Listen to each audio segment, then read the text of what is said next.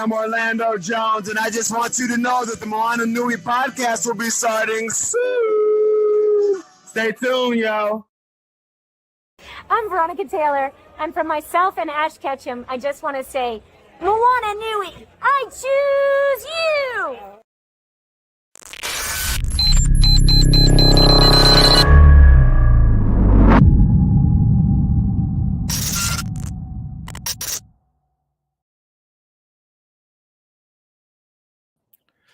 Good evening, everyone, and welcome to Moana Nui After Dark presents Loki Season 2 review. Before I bring in our panelists, I just want to say happy holidays, happy Hanukkah, Merry Christmas, Feliz Navidad, happy Kwanzaa, whatever you celebrate, please enjoy. Happy New Year. Again, the QR code in the lower corner down there for those still affected by the wildfires in Maui. Please scan the code to donate at whatever you can do. I'm going to go ahead and bring our panel in as this is the final show of 2023 before we undergo a little bit of change into the new year. So with that, I will bring in our regular panelists. Ladies, how are you doing? Doing good. How's everybody? And our guest panelist for this evening, Tom Cunningham. How are you, sir? I am well, thank you. All right. So Loki Season 2 follows the continuing adventures of the alternate version of our favorite demigod gone rogue. To start off here, let's just start in a very broad sense, your overall sense and thoughts on the entire show as a whole for just Season 2. Simone.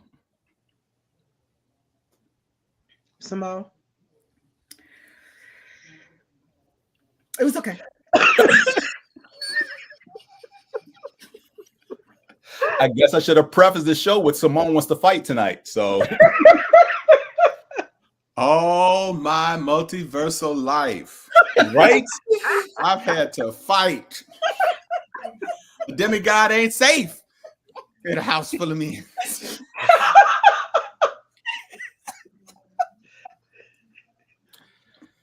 I don't have enough alcohol for the show tonight. Joy, your thoughts on Season 2 of Loki overall. So I'll go. I did say Joy. Start us off. I thought Season 2 was a good closeout. I'm trying to debate if I thought Season 2 was better than Season 1. I think the surprise of it all and the entrance of the artist formerly known as Kang in the first season was like, wow. And then this one was very much the evolution of Loki in a way that I'd never really thought to see him evolve. And I liked the journey. I thought it was fun. I liked the way people that you thought were good weren't necessarily good. People that you thought were bad weren't necessarily bad yet. You see a lot of people at a lot of points in their life. I thought it was a good show. I thought it was a good show, and I still put it in like the top 5 Disney Plus shows for sure. Okay, Teresa. Yes. Just your thoughts on the show. Nothing specific. Just what did you think? Well, I wasn't the biggest fan of Season 1. Okay. So Season 2 was par for the course. How about that? Okay, Tom. I really enjoyed Season 2. I thought the consolidation and reduction in the scope of characters helped it a lot. I loved the introduction of Obi, and I was absolutely thrilled at the end reveal. I mean, it's not spoilers because it's been done for weeks, but I loved the end reveal of Loki manifesting the time loom as a proxy for Yggdrasil. I thought that was a great Easter egg. Very, very much so. Definitely one of my probably 3 jaw-dropping moments of the show was the ending, how the timeline manifested as Yggdrasil. Obi definitely probably my favorite part of the entire Season 2. seeing him getting back into the acting role, considering we hadn't seen him since. I guess the most recent thing for most people they've seen it was Anything, Anywhere, Everything at Once. I know I messed up that title. Yeah, you did. Yeah, Okay. a lot. I butchered the hell out of that Everything, title. Everywhere, all at once. All at That's once. what Thank they you. were referred to. And before that, Jackson, anytime, any place. Like what? right. And before that, you know, we probably hadn't seen him since he was a kid in Indiana Jones and the Goonies. So good, very, very wonderful to see him, you know, resume acting. Definitely a nice.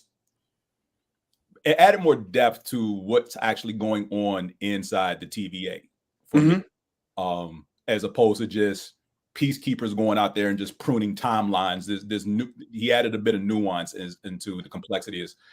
There's not just one thing they're looking out for. There's actually someone who's doing maintenance, if you will. So,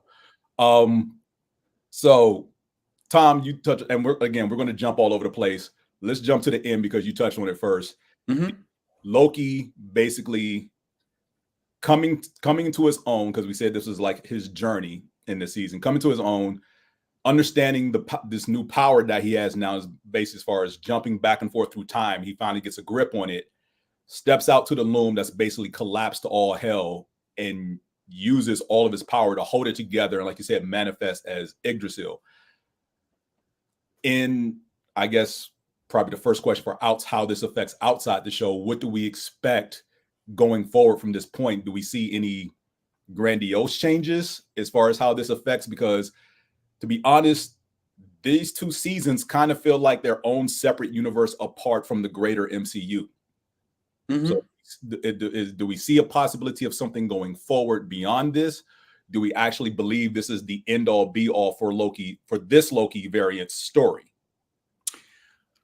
I mean, I've already seen that they're talking about Loki season 3. So to answer that first question, I doubt that it's the end.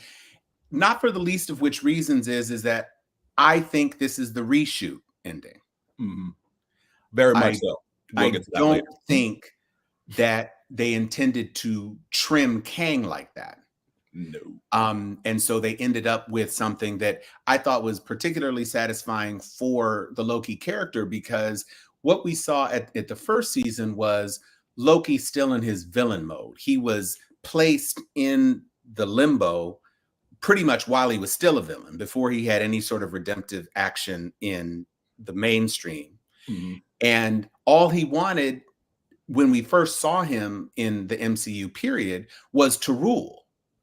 And by the time we get to the end of Loki season 2, he has accepted that responsibility, but accepted that responsibility as a benign caretaker as opposed to a petty tyrant. And that's the transformation of his entire experience in the MCU, but especially in season 1 and season 2. We spent half of season 1 with him still trying to be a manipulative shit. And then by the time he realized that there was actually a job to do, he had the whole kind of half redemption arc that brought us to the end of season 1. And then season 2, he was just full on, let's fix it. And ultimately had to take on the very somber responsibility of holding shit together, which was not something he could have done as petty Loki. He would have wanted to meddle too much. He would have wanted to kind of, mess around with people. And now he's just sitting in a chair in the middle of the void, holding these threads together. And so I thought it was a good compromise for what Feige thinks the pathway forward is with the multiverse, because we already know that RDJ is probably going to come back and that Chris Evans is going to come back as variants of their original starring characters. There's Johansson is supposed to come back as a variant. And that has to still happen because Secret Wars is basically the culmination of all of this. But I think it leaves the door open for what they want to do. And I just hope that they can reset things and not actually give us Eternals 2, which nobody ever wants. And, get us into stuff that people might be interested in seeing before the entire superhero genre collapses on itself. I'm looking at you, Aquaman. Aquaman wasn't that bad. Okay. Ooh, I know you're not coming after my Jason Momoa. Oh no, gosh. you're not. Your Jason Momoa has said that he ain't interested in playing it if people don't like this movie, and the opening is significantly lower than they were hoping. It's lower than what they projected. Okay, Marvel. And I will Stay on Marvel. say, just to stay on Aquaman for a second, if y'all haven't seen it, they do some real. At the end of the movie, I was like, y'all stole this from the Marvel Cinematic Universe. Like, I was so mad at how they ended it because they didn't have to do all of that stuff from the MCU.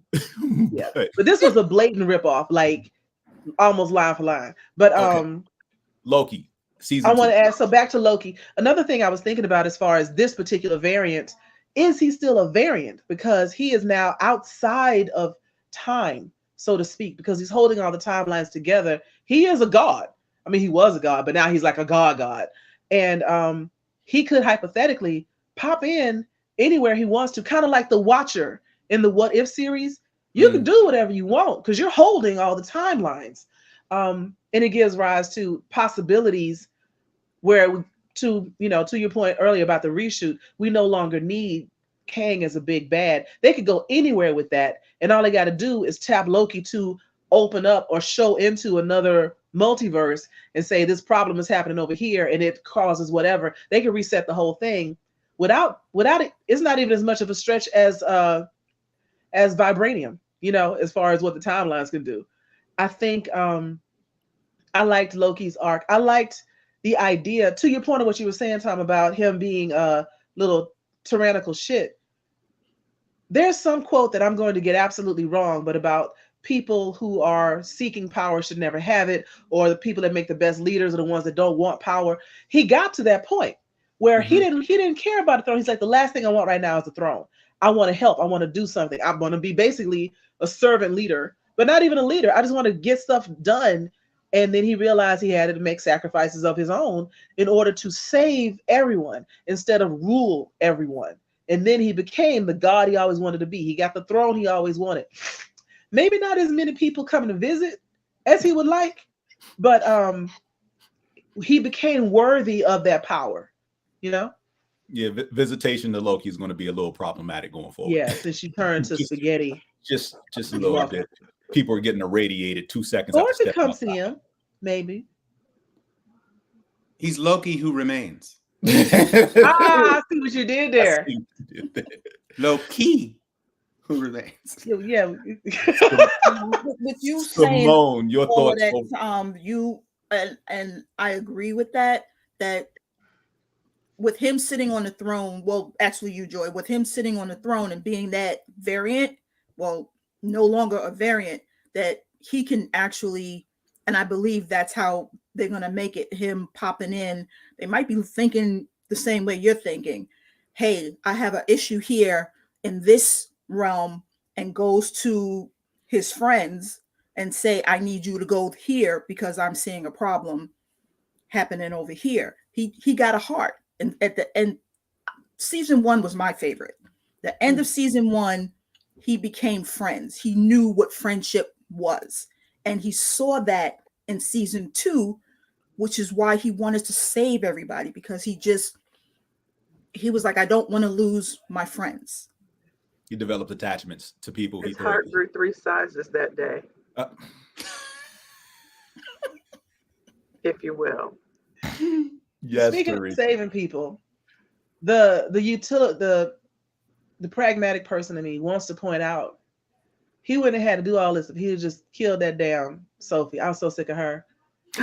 I wanted her to die. I thought they were setting it up that way because every time he went back, you heard her say, "You're gonna have to kill me. You want to stop me? You're gonna have to kill me. You're gonna have to kill me." I was waiting for him to just shank, like, I killed you, save the universe, Kang is alive. But it wouldn't have worked with what's going on in the future. So I get that. But also, I really wanted her to die. Like, I don't have no love for her at all. Reshoots. I don't like her character. She is the reason. This white woman is the reason for all the problems in the multiverse. She is him. Remember that. She is him. Whole multiverse. I said what I said. All the earth. But look, I'm not disagreeing. But at the core of everything you hate about Sophie is everything you hate about Loki. That is Loki too. Yes, you can shake your head no all you want. Sophie is Loki on a very, very bad day. Basically she was plucked from her timeline as a child for something she had not yet done. and was thrust into who knows where, and probably kept locked up, isolated by herself for years. But, because of how time does or doesn't flow in the TVA, she basically developed a plan, got pissed off and said, I'm going to burn it all down. And she was hell-bent on that. And now you have to wonder, if they had left her alone, would she have done all of that? Or was whatever they pruned her for, was that worse than destroying the multiverse? I don't know. Listen, McDonald's Happy Meal therapy was not enough to heal her. Because all them people were holding their empty shake cups because the McDonald's shake machine was broken, and they turned into spaghetti while they were waiting for their frosty treat. And she was still like, nah, fuck it. We just need to, I'm gonna kill him again. And that is reshoots. I bet you, Joy, the decision that would have broken Loki would have been having to kill her. But with Jonathan Majors caught them cases, they said, what we can do. Yeah, because I felt like they were building to that. I think they were, because definitely he was willing to he was convinced by the argument that He Who Remains made, that this was the only way for things to work. He was convinced by that argument. But when they had to do reshoots, I think it's slipped a little more into what Simone was suggesting, which is his friends were more important, and he was willing to make the ultimate sacrifice for the preservation of his friends and all of the variants of his friends to take this control so that they could live their lives. And by eliminating the creation of the original Kang, eliminating Kang as a multiversal threat, which of course is not even necessarily true, because, it's comic books. And so Kang always got defeated in the comic books and always came back. So, it's far from over, but it's pretty clear that Disney is not messing with Majors anymore. So, and they have said that they don't want to cast him. So it just seems like, they've suggested Dr. Doom might be the guy that, and I think fans, frankly, are much more interested in the Dr. Doom than Kang. I always was. I was like, okay, Kang is just because of the multiverse, but so what? You're doing Secret Wars. You're going to have different dimensions and incursions and all that other shit anyway. So I didn't really see why Kang was the guy, other than the fact that Jonathan Majors is a talented actor, regardless of his current troubles. And I thought he could have been a compelling villain, but Dr. Doom is better. And by the time we get to Secret Wars, we'll have a Dr. Doom. Dr. Doom's Secret Wars arc is epic. Yeah, because he's the main. He's the main guy when he steals the Beyonder's power. I mean, come on. We can really do without Kang in the Secret Wars. Oh, for sure. We really don't. Kang didn't factor. I will say their thought process, and this is just my 2 cents, as far as going with Kang initially, is the success they've had with lesser known characters to the general public. I was thinking like Kang is the Guardians of the Galaxy of villains. Right. Like, who now? And then you start to like him. I knew of him as some weird purple dude from a couple of cartoons. I didn't really know him at all. Right. So I'll say this, like, remember back to the end of the Avengers when we finally see Thanos' face, to the general populace, all these heroes, you're familiar with Loki via Thor in some regard whatsoever, but now to the general public, it's all right, who's this dude sitting in the chair and why is everybody so geeked about him? And if you hadn't read a comic book or seen any other type of, media of Marvel superheroes, Thanos goes over your head as far as how big a threat he is, even all the way back 10 plus years ago. And I feel like they were trying to do the same thing with Kang. Take, again, a lesser known villain who did pop up every now and then and wreak, chaos levels amount of havoc, and try to put him in the forefront more so than the big names that they still have coming down the pipe. But what's the iconic Kang story? Exactly.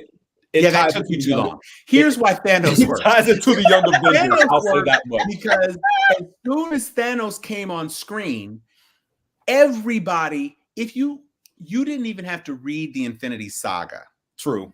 to know that That the was coming. Infinity Gauntlet Mhm. was a thing. And you could easily Google it. And everybody who did know what Thanos was knew that if Thanos was in it, it was going to be the Infinity Gauntlet, because that's his thing. I mean, that's the main super thing. arc. That's Yeah, what everybody the knows main him thing, for. yes. And so, you know, Thanos has been beaten by Spider-Man and Squirrel Girl. So nobody thought it was going to be that. It had to be Infinity Gauntlet. And Infinity Gauntlet was like, oh, I there's hate the that you brought up overarching that story. duel. Now I know what they're working toward. I hate that you brought up that duel. I hate that. I mean, I hate both of them. and so the difference is with Kang, to me, Kang was an Avengers villain, and Kang was time, and Kang was Ramatut, and Kang was Crimson Right. Colossus, whatever the hell his name was, and all that other sort of stuff. And that was fine. But Kang was like, not even like Ultron, but Kang just always had like a big army and special weapons and was from the future. Right. That's not as compelling as Thanos, who is basically Marvel's Darkseid. And Darkseid is, you know, Right. he's a bad, hush your mouth. I'm just talking about Darkseid. So I really grokked while they went with Thanos. When they lost Thanos, that's why we've had so much trouble with phases 4 and 5. No, because villain. you say, okay, Kang, but you didn't introduce Kang until Quantumania. Really? Yeah. And so you had all of these filler movies. You had Black Widow, which was a retrospective. You had Shang-Chi, which didn't really tie into anything except that we saw the Abomination again. You had The Eternals, which was an entire waste of time. You had I like The Eternals. Oh, I liked it too, but as far as needing it, I didn't I thought, first of all, Simone, I thought you was fixing to fight, and you sat there and you disappeared, Monica Rambeau, and flew off into another dimension and ain't thought nothing. And here you coming back talking about the worst Marvel movie you actually liked. That movie didn't make any sense. I didn't have to think. I just sat there and enjoyed it. That's what I want. I want to sit there and then don't roll your eyes at me. I'm rolling my whole neck. I want to sit there and enjoy a movie without thinking. Loki made me have a headache. The first few episodes, because I felt I really needed to have a freaking science degree. Okay, well, granted, I am a chemical engineer. James is a mathematician. And I'm an engineer. Don't take it all back there. You should have been fine. No, I wasn't. I was sitting there like, what the fuck? I'm confused. I think you're making a good point about I can't understand what the hell was going on.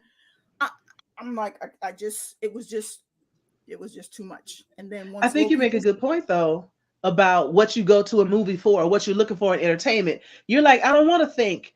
I just want to like enjoy the explosions and some funny one-liners and have a good time, and that's all I want. And that's valid, because there's a whole genre of movies that I like that I don't want to think about nothing. I just like to watch what's on screen and go about my merry way. But I like, at least from the intricacy of the Marvel universe, I like trying to figure out, ooh, and then him, and but they was over there, but didn't I see that in the background, like all the Easter eggs that come out with Marvel movies? I was like, I love trying to figure out the Easter eggs, but I couldn't try and look at the Easter eggs because I was too busy trying to figure out the damn plot. It was too much. Okay, I just have a question for you, Simone. It was too much. Since you just like to watch things and you don't care about, brand, how is an entire continent-sized immersion from the Indian Ocean not addressed in any of the films in Phase 5? Because now supposedly Tiamat, or whatever the hell he is supposed to be where they find adamantium or whatever. But his fingers are the size of the World Trade Center times 10. He's a whole continent. He was emerging from the earth, and his birth was going to crack the earth in half. Yet nobody has said, with all the satellites and the 24-hour news cycle, nobody has made reference to the fact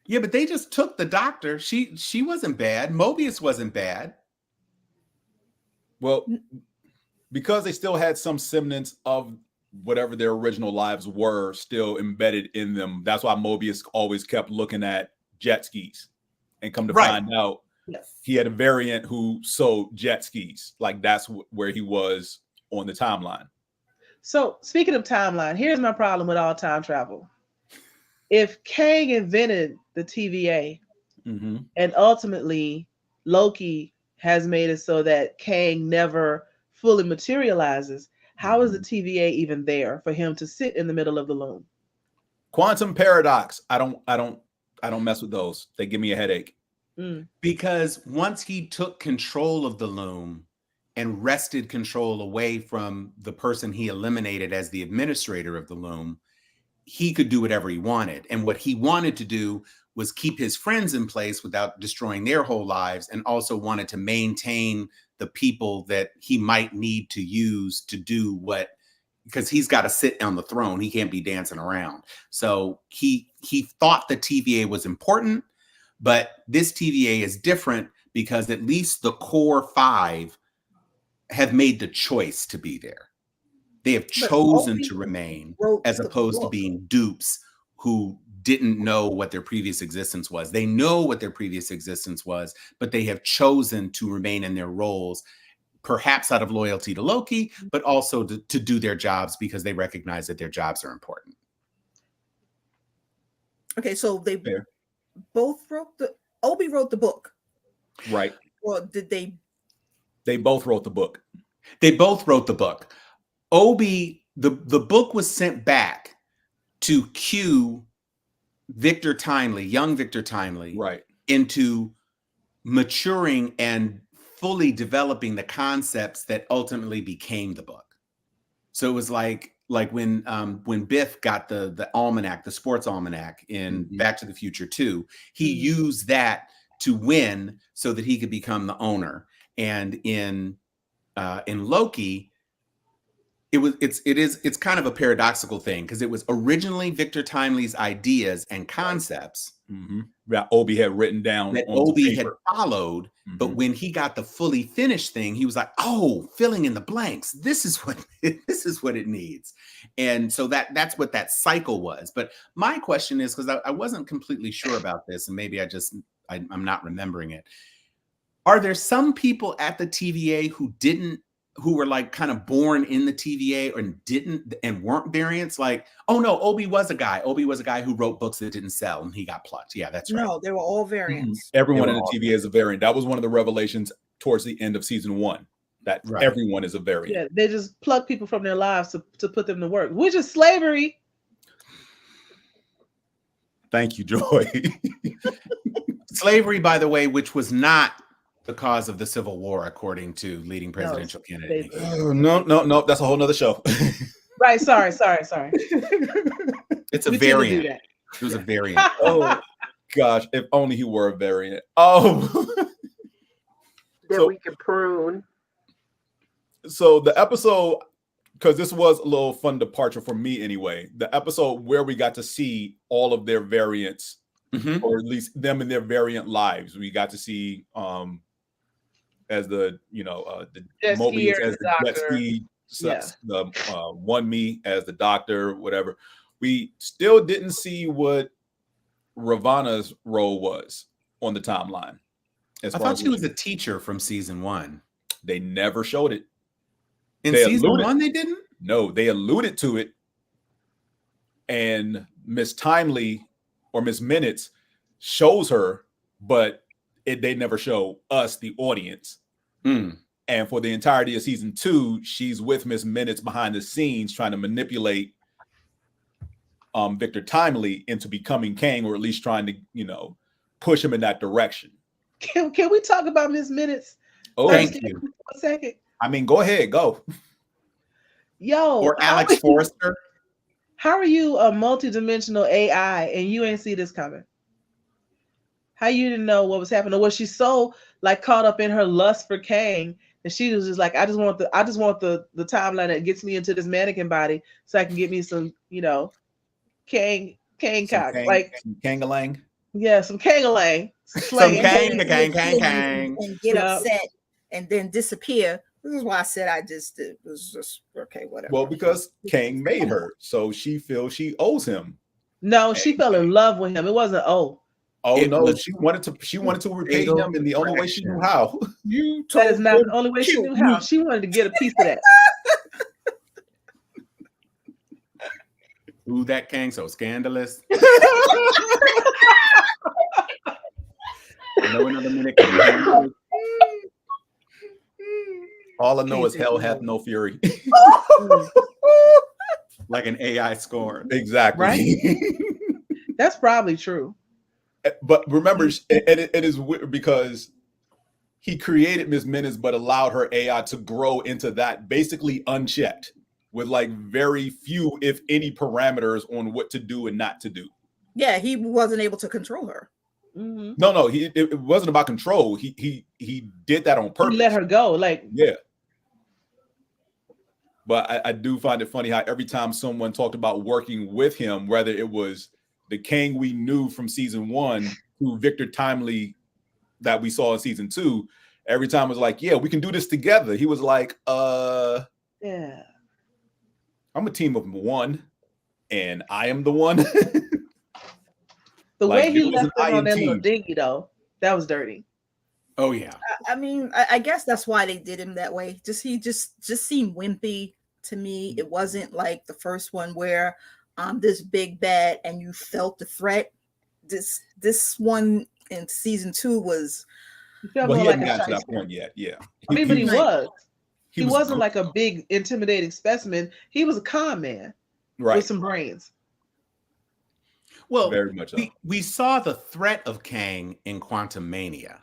Right. Mm. What we saw in Loki season 1 was resigned bureaucratic administrator Kang. No, in Quantum Mania, we saw Ant kill him. That's what we saw. Well, but up until that point, Yes. he was a G. Very much. He was running things once he got his little doodad back and had his little powers and stuff, and you know, he was doing damage. But in Loki season 2, we got Proto Kang. Mhm. And my question is, do any of you think that the Victor Timely variant that we saw through most of the run of season 2 is the same physical being that ended up becoming He Who Remains? I think he might be. One of. I think. Well, but I think that's the core question for me is, which Kang Does he become became He Who Remains? something? Because Victor Timely kind of seemed kind of petty Mhm. in the way that Loki used to be. And so I don't know if there was just one of the Kangs who just decided he was going to be rational or whatever, because there were most of the Kangs we saw were just like angry and yelling and screaming. And Yes, and what happened to them? Well, we're led to believe that since Victor Timely never advanced his logic by getting the book, that there was no evolution into Kang at all. That's what On we're this I think planet, though, we're like, supposed to believe. we don't. On that timeline. But On remember, this timeline, there's no Kang. But that's why I think that the Kang that they disintegrated was also the one that was he who remains, he who must remain, or whatever. Because when Loki takes over all of the timelines as the monitor, effectively, because he's in charge of all of that, he seals them. Hypothetically, he could seal them off from one another, so you never get the Kang Wars. But those other Kangs are still hypothetically doing whatever they were going to do, because we haven't messed with their timelines at all. All those other variants have other lives that are going on. Kang is still alive everywhere else except in this universe, and it does kind of bookend it well if the one that ends up dying is the one that we now have killed earlier on. And all this in this timeline never happens. But then that begs the question: is there a loom in every universe? Because they make it seem like this is the only loom through which all the other exists outside of the multiverse. It exists outside Just like space and time. Chronopolis exists outside the universe. It's So okay, so then the Kangs it's like can't get to Scarlet each other Witch is a fight nexus if- being. She's the only Scarlet Witch everywhere. She 'Cause she exists killed them all. in all places. But I think to your point, you kind of answered my thought. Because He Who Remains doesn't exist anymore, and Victor Timely was ultimately spaghettied before it, but Loki also had the conversation with He Who Remains because he teleported a time slip to the Chronopolis to say, "Oh, you're back." So I presume you've done the 10,000 years of suffering, and so you see how tough it is now, right? So Victor had been spaghettied and spaghettied and spaghettied and spaghettied. So Victor couldn't have become He Who Remains. So that kind of answered that question for me. Cool. But that's what Renslayer was doing. Pushing. Yeah, that's what. Yes. Didn't she get left at the end of time by herself? Yeah, she was kicked out of time with Miss Minutes, right? No, Miss Minutes was Minutes. reprogrammed. With she the was beat on where Kang Parallax. was. Yeah, she was in Chronopolis. Oh, that's right. Yeah, she was in the void or the limbo. Void at the end of time with the little demon beast that eats all the prune timelines. Yes, that's Right. where they dropped Renslayer. And so Doom is going to come get her from there. Is she going to be one of his henchmen? She might turn out to be one of the bad people that Loki somehow she escapes and she's hopping through these timelines and the TVA is going to have to try and find her. That might be season 3. Unless it's a recast of Kang, I don't see Ravonna Renslayer serving a purpose going forward. Or just like we had Sylvie, maybe she's female Kang. Fair. Yeah, they could do that. Kangisha?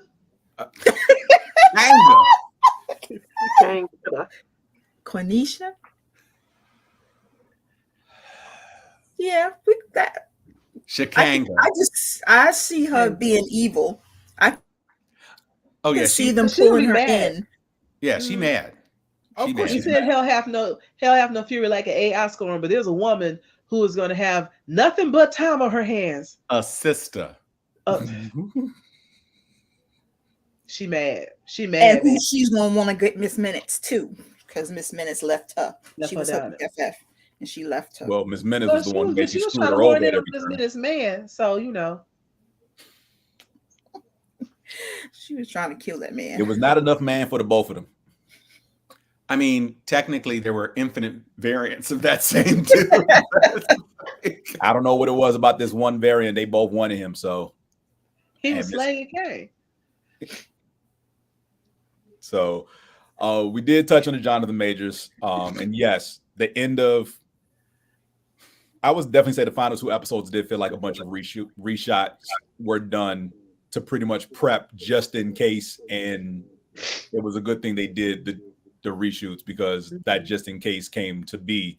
So do we think that Kang would just be a lesser villain going forward with a recast, or we think that this is actually done with Kang? I think Kang is done because it becomes too confusing. I mean, it's already confusing as hell anyway, but you leave him floating around and the question becomes, well, does he wrest power again?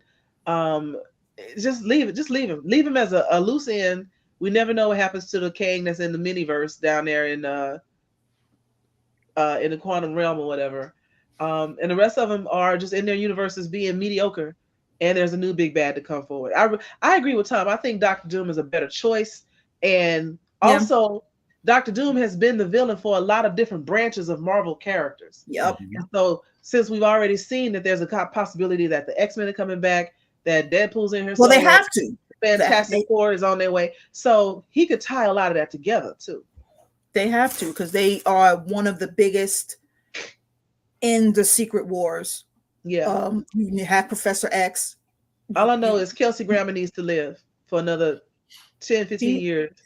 Hope that AI his voice, because I don't want nobody else to play Beast.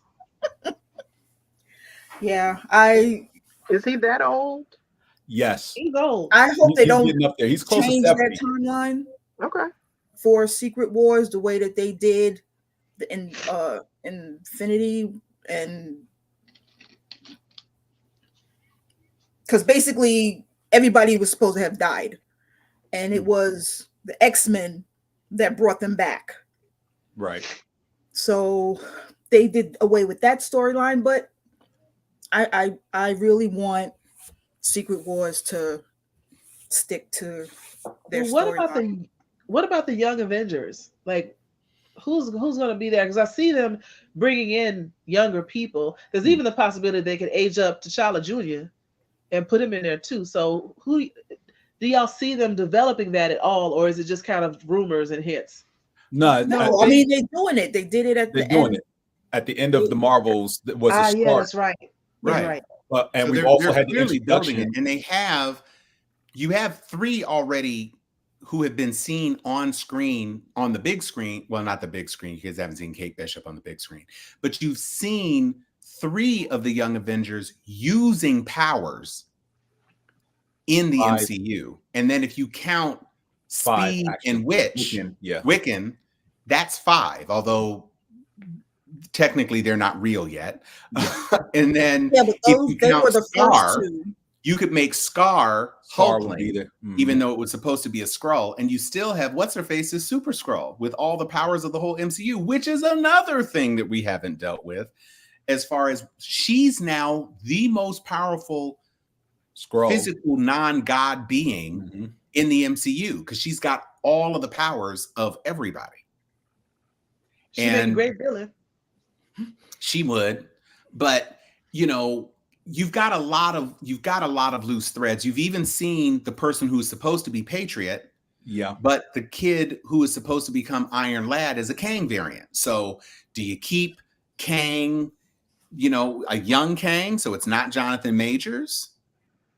Or do you really just say, look, Loki gave us our out, so that's the out. Let's just keep it pushing and you know, do another roll of the dice? Because you can't tell me that when they first introduced Loki's scepter in Avengers that Kevin Feige knew that was going to be the Mind Stone, because that would have been he admits that was not the plan. Exactly. So you would have had 3 stones on Earth at the same time, and Thanos himself isn't coming down to wreck shop. It didn't make any sense. Right there, just and they addressed that in the beginning of Endgame, when they're planning the time heist, if you will. They're sitting around, it was like they had spitballing, like, wait, you picked the right year. There are 3 stones, in New York. So, yeah.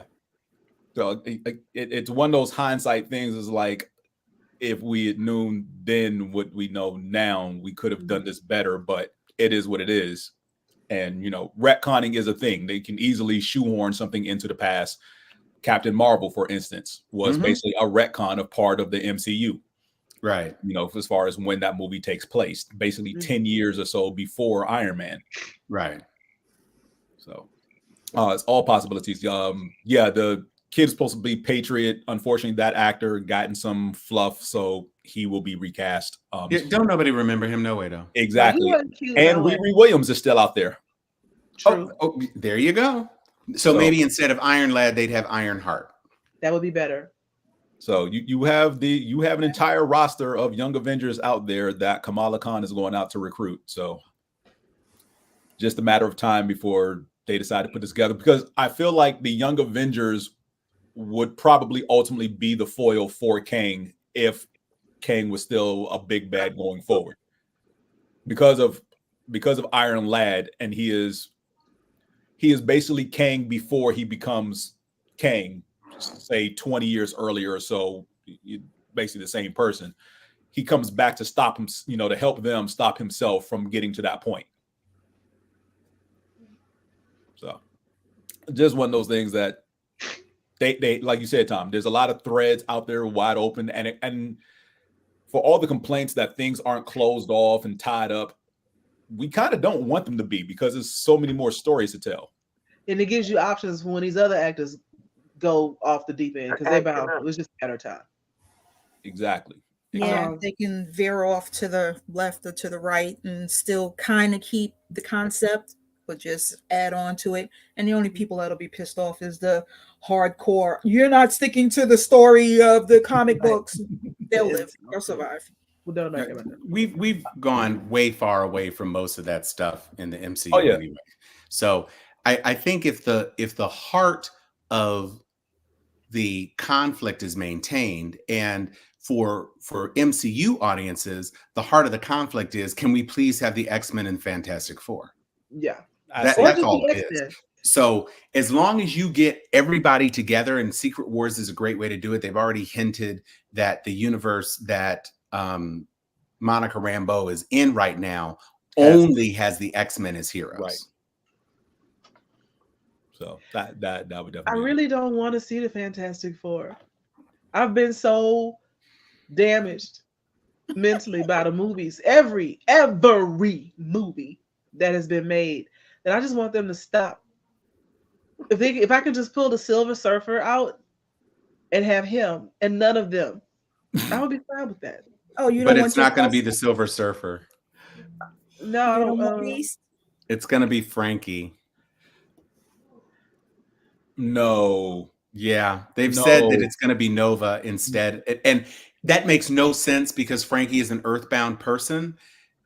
So I don't know if they're just going to make Frankie a Zen Woberus or whatever, and it's just going to be a woman instead of it being Noreen Rad. But it's going to be, supposedly, it's going to be that. Okay, since we're pushing up on an hour, I got a question for y'all. Since this was a Disney Plus show, what are your top? I'm not even gonna do top 5. What are your top 3 Disney Plus shows as of right now? Oh, top 3. Disney Plus? Yes, just Disney Plus. Loki, Falcon and the Winter Soldier. Most of the episodes of She-Hulk. I really liked Ms. Marvel and WandaVision. I'm gonna go Falcon and the Winter Soldier. Hands down was my favorite so far. That's mine. That's my number one. I think Loki season 1 because I didn't know what to expect and I liked it. My third, it's a toss up between She-Hulk and Hawkeye. Oh wow, I forgot about that one. Teresa. Falcon and Winter Soldier, Ms. Marvel, Hawkeye. Simone. Falcon was mine. Wanda, and then it's a tie between the Miss Marvel and Hawkeye. And I'm gonna go What If is my number 1 by far. Falcon and Winter Soldier is probably 2, and my 3 is Ms. Marvel. I'm gonna change mine. I forgot about What If. I'm gonna have to knock off She-Hulk for What If. Yeah. So I'm gonna say this. I enjoy a lot of the What If episodes. Don't talk about season 2. I haven't started yet. I'm marathoning when it ends. Oh, I see. Okay. Yeah. Well, season 2 is more of the problem for me. But why? It feels like some of the shows are not substantial. Okay. Like, what if T'Challa became Star-Lord? It's like, it was great to hear Chadwick Boseman.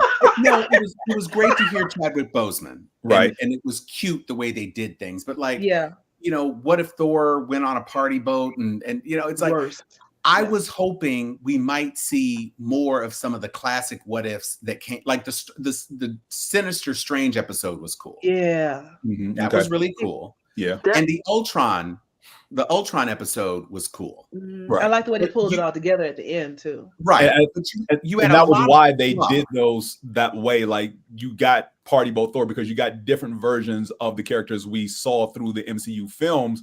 We just put them in different situations and bring them together because now they're going to be the ones to stop the big threat as opposed to.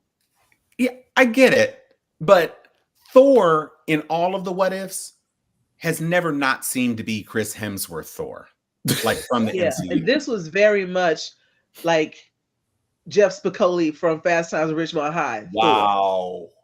Thor. And so the Sinister Strange was different. Yes. He was different. but most of them weren't significantly different. Like even the Tony Stark. I know the Tony Stark episode is coming. I know. No, what it's here and gone. But you know, he lands on Battle World or whatever. So disclaimer, Tony will spoil the hell out of something for you. What if Iron Man bumped into the Grandmaster, basically? Right. Oh. And it's great to hear the voices, and Jeff Goldblum is still as bloomy as ever. Right. Because what else? But it's just, that's what I don't like. I love Jeffrey Wright. I'm glad Jeffrey Wright is in the MCU. That's amazing. Can't wait for American Fiction. But as much as I enjoy the animation, it just doesn't feel as substantial to me. I like the Captain Carter episode. Yeah, the stories, when I was looking at them, I'm like, I had to force myself to watch them. And then after watching them, I enjoyed it. It's like, oh, okay, it was cute.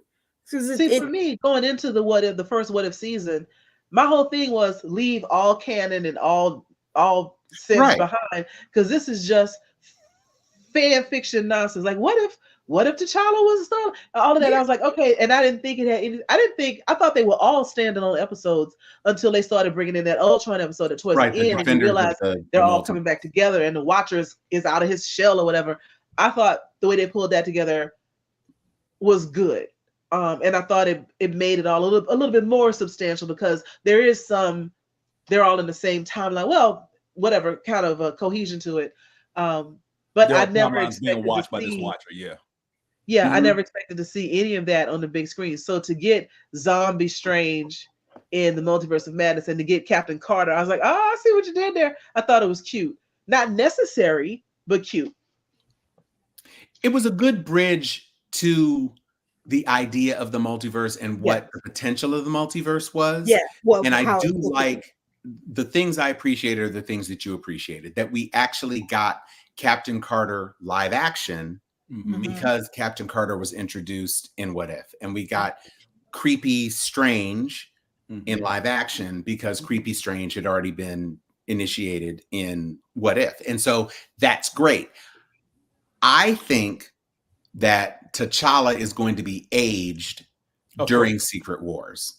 Yes. Yeah. I think he could be kidnapped and aged, and it's going to be T'Challa from not 616, 6100, whatever this MCU version. 838, 957. It's a really long number, but basically 616. It's going to be baby T'Challa from 616, who is taken out of time and aged and reinserted just in time to be a participant and bring the Wakanda franchise back online. Elon Noel, work on accents, bro. It should be you.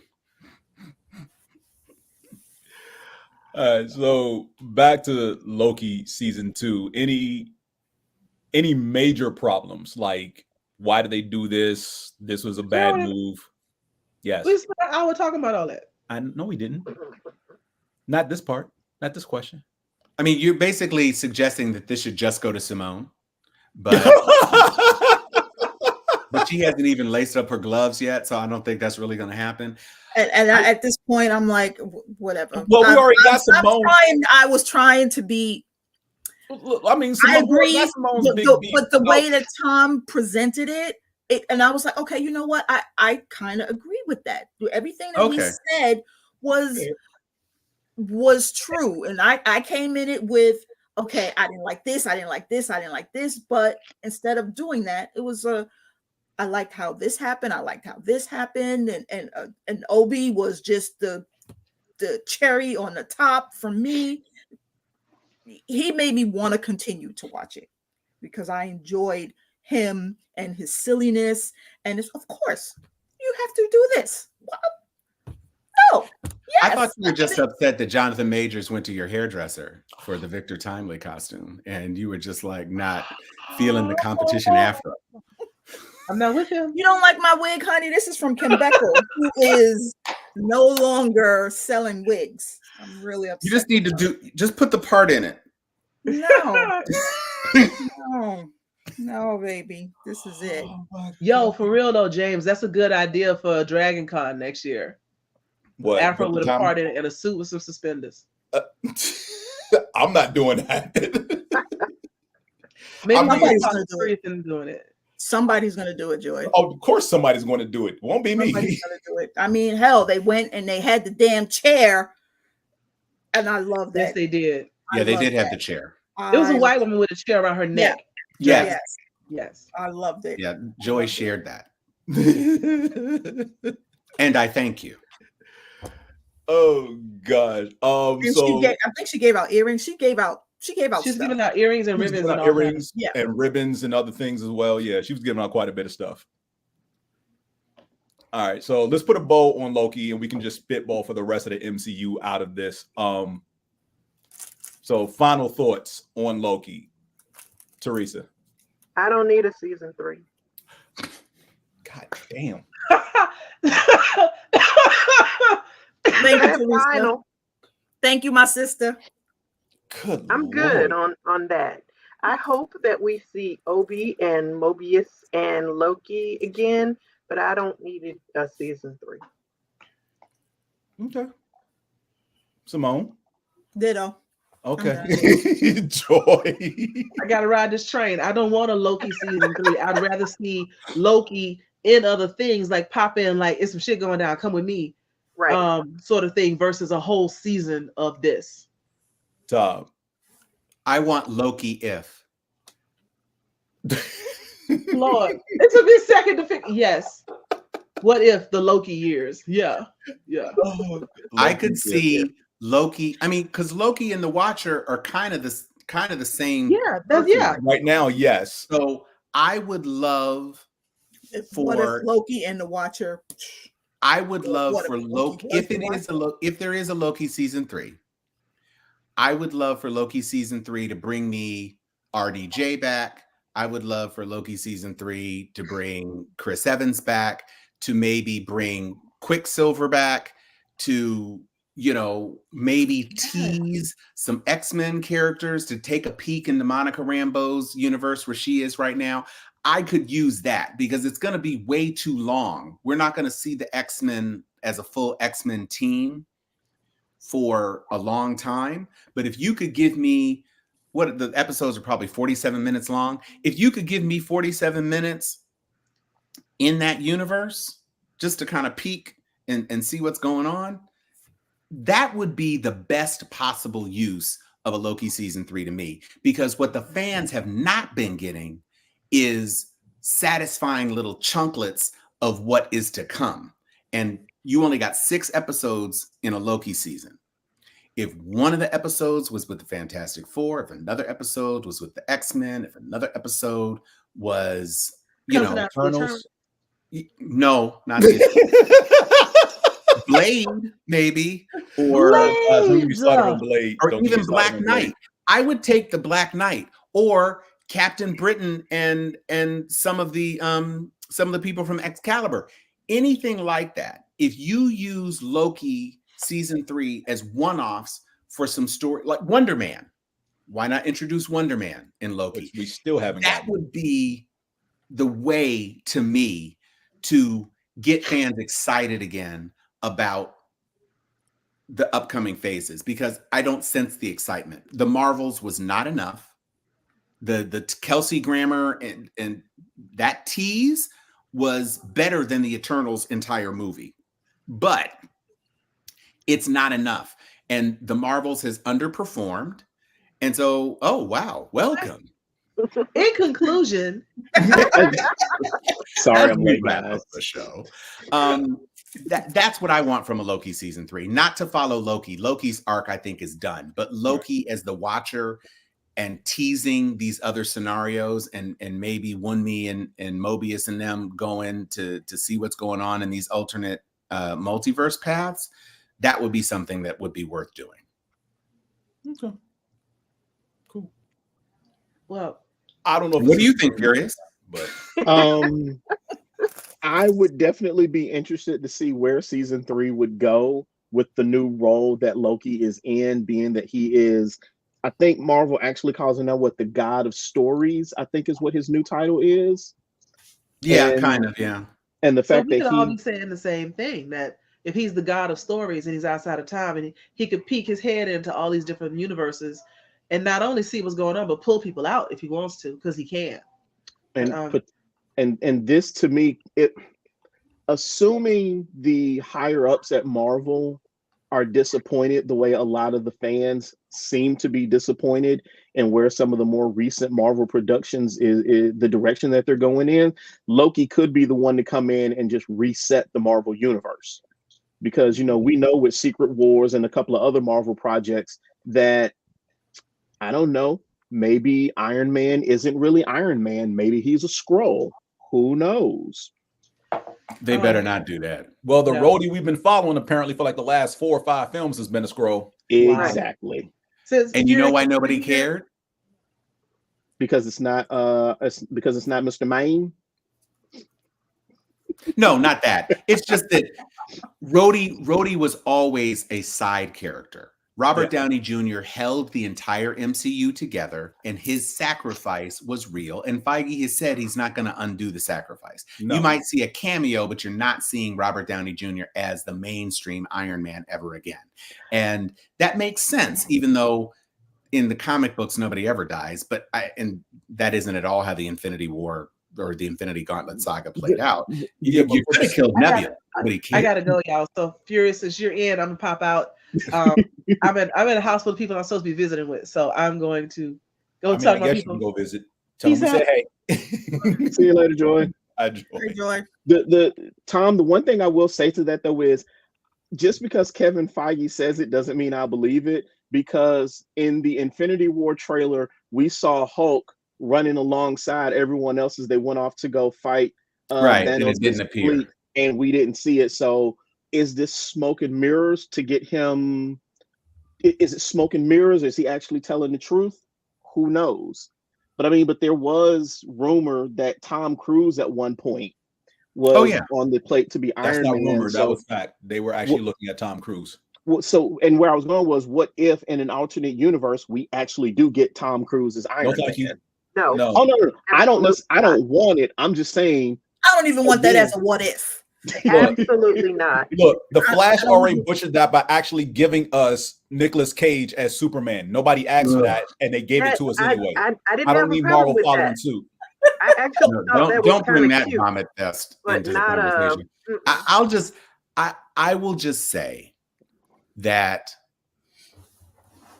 there are some things that Feige says that I believe. Mm-hmm. He chose not to recast T'Challa, and instead he created a young T'Challa who is named T'Challa, who can be T'Challa and be related to Chadwick Boseman's T'Challa, and eventually be made into Black Panther thanks to time tricks and everything else. And I still think that was the wrong decision, but that's just me. Well, I don't think they should have killed him in the first place. I think you should have shelved Black Panther 2 and given us a season of Women of Wakanda while he was snapped, and just push Black Panther 2 to the side. Yep. Given us the Disney Plus series, because the Dora Milaje was one of the best parts, if not the best part, of Falcon and the Winter Soldier. I would have watched Dora Milaje and Nakia and even Ironheart. Throw whoever you want to who's black and got power. Shit. Misty Knight up in that hole. Just do what you want and get these chicks, plus the Black Widows. That would have been the perfect thing. During the snap, Dora Milaje and Black Widows running the table across the world, working together to be the femme force that is protecting Earth. Because we've already seen just how impactful they can be from the comics in the World of Wakanda series. But this is what I'm saying. That's why it should have been D+ World of Wakanda. That's what it should have been. Yep. And then you wouldn't have had to deal with it. And then he wouldn't have had to be sick. You could have just picked up after the snap with a new actor, because it would have been 4 years since Chadwick had passed by the time he got to Black looking Panther 2. Different. Huh? I said he came back looking different. Yeah, it was bad in the snap verse. Yeah. Well, I mean, if we look at Harry Potter, no one has ever made an inside joke in the Harry Potter movies about Dumbledore looking different when that actor passed away and he was recast. Again, I always like to bring this up. The first 3 Thor films, 3 different actors played Fenrir. Exactly. And nobody noticed. But that's also, I know it's a background minor D level character, but still, he had speaking lines in every single movie. Nobody noticed it was 3 different people. As much as I love Chadwick Boseman, and I went to school with his brother, T'Challa as the Black Panther can't die. Just not T'Challa. You already killed T'Chaka. And you brought T'Chaka. You don't know this, but T'Chaka's back in What If season 2. So you killed T'Chaka, which was fine. You don't kill T'Challa. And to say, oh well, but Shuri was Black Panther in for a second, for a snip. And that was, while he was technically dead or whatever. Did die in the comics. So I know, but then he came back. He didn't die forever. And he didn't come back as his son. He came back as T'Challa with extra powers. So I'm just saying. It's possible that they'll do that for this one. If not, then they'll. It's just easier to age young T'Challa now and just recast him that way. That's you've given them that out. And they didn't do what they should have done and just focus on the women of Wakanda and let 4 years pass and just reintroduce him, and dedicate Black Panther 2 to T'Challa. To Chadwick Boseman. That's what you should have done. Anytime somebody, William Hurt has been replaced by Harrison Ford because he died. And Harrison Ford is supposed to be, Thunderbolt Ross. That's a big character. That's a big role. Red Hulk. And are we going to make it there?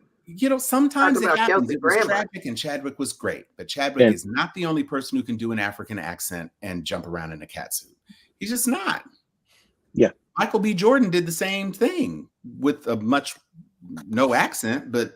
Well, he was raised in America, so. I know. I get it. But you mentioned something, and here's another what if I want to throw out there. So the end of Black Panther 2, Okoye rescues Everett Ross, but we see in Secret Invasion, Ross is a Skrull. Right. So at what point is Ross replaced? And is that the actual Okoye who saves him at the end of Black Panther 2? Or is that a Skrull? I don't think Okoye. I don't think so. I don't think the Skrulls could infiltrate Wakanda with their advanced technology and not be. I guess technically the Skrulls could replicate human DNA, so maybe they could, but I don't think we're expected to believe that was anything other than human Ross who got saved. And I think we're expected to believe that Ross got replaced more recently than when he was in hiding because he couldn't go back to his real job. I think he was replaced while he was in hiding and nobody knew. Well, think about this though. What if Okoye was replaced when she was trying to save Shuri from Namor? But I'm just saying there've been several opportunities when she's been off camera that she could have been replaced. But why would Everett Ross need to be saved if he was already a Skrull? Don't know. Because he was in a truck in the middle of the forest in the middle of nowhere. A Skrull could have easily escaped that truck and killed the driver and just been done. He needed to be saved. And I don't see what the argument you could make is that it was an Skrull Koye who kidnapped Ross and turned Ross over. That could be the argument, but I don't know what that gains us any more than what really it gained us, except for a quote unquote dramatic reveal, which wasn't dramatic at all because I knew Rhodey was fake. And maybe Okoye doesn't get replaced by a Skrull. Maybe while she's on the other side of the planet doing something and the Skrulls know that, they just become Okoye for a hot second, do something, and then go away. So at that point, we technically would have 2 Okoyes on the planet, but they don't know. Okoye doing something as a Midnight Angel, and then they're coming in as a Midnight Angel saving him? Yeah. But why? What story purpose does it serve? That part. Occam's razor says you can invent whatever you want when Marvel introduces clones. So it's just like the life model decoys. It becomes boring at that point. Oh, Nick Fury got shot in the face. Oh, but it was just a life model decoy. Mm-hmm. It's the same. You don't have to do it unless it makes sense. It made sense for Rhodey, except that Rhodey was in a nightgown in a place that was apparently so redolent with radiation that it would have killed Nick Fury in 5 minutes. And he's just sitting there chilling with the rest of the humans who were unprotected. They were shielded. Secret Wars was really a taut thriller until the last 2 episodes, when it started to really go off the rails. And the last episode is where it really, really went off the rails. Because again, you're a Skrull, you know it's your game to shapeshift. Yeah. And you just couldn't believe that another Skrull, you know there's a contingent of Skrulls aligned against you. And yet you allowed a human, a person you thought was a human, to become irradiated with the potential to give them superpowers just because you're petty. And then you turned out to be wrong. And she beats your ass. How'd that work out for you, bruh? Hubris. But maybe it was really soldiers. Yeah. It was just so consequence free. And now you've got this superpowered person who, unless you say the effects were temporary because you had to re-energize and the thing got blown up in the fight and that would be at least something where you take her off the board as permanently having these powers that are, you know, making her the strongest person in the MCU. Because she's got all of Captain Marvel's powers, and Captain Marvel was the strongest, but she's got Captain Marvel and Thor and Hulk and Captain America. I mean, and Scarlet Witch. Come on. Like, that's too much. Does she have Scarlet Witch? Yes. Does she have? Everybody, everybody who shed blood in Endgame. And Groot. And Groot. Because remember, that's what all the samples came from, was that end battle of Endgame. Yeah, the end battle. And that they were all sent out. The Skrulls actually were sent out there to collect the DNA that was left on that battlefield. So not just them, but you also have Thanos' forces, those who left blood behind. Right. But shouldn't that blood have been blood have been whisked away when Thanos' fleet and everybody was turned to dust? But if your blood falls out of you, it's not you anymore. It's still your DNA. Yeah, but if I snap you away, your blood that you spilled is still there. Yes. I mean, bro, you're shaking your head, but clearly Feige disagrees. and Feige's wrong. Oh gosh. Well, but see, the difference is that Thanos didn't, when he snapped, he didn't wipe them from existence. He just removed them from continuity. Well, we don't really know where they went. No. I'm saying he didn't uncreate Spider-Man. Spider-Man was mourned as lost. Yes. Yeah. So he just killed the corporeal bodies of the people. And so there's nothing his snap was only interested in destroying life. That doesn't mean destroying every remnant of you. If blood was out of your body, the blood isn't life anymore. The blood can't consume any more resources. He needs the bodies gone. He doesn't need the toenails gone. I love the analogy. I mean, I'm just saying, if you were clipping your toenails in the car on the freeway during rush hour, like the clipper falls, but I think the toenails that were in or the fingernails that were in your lap are still in the car seat.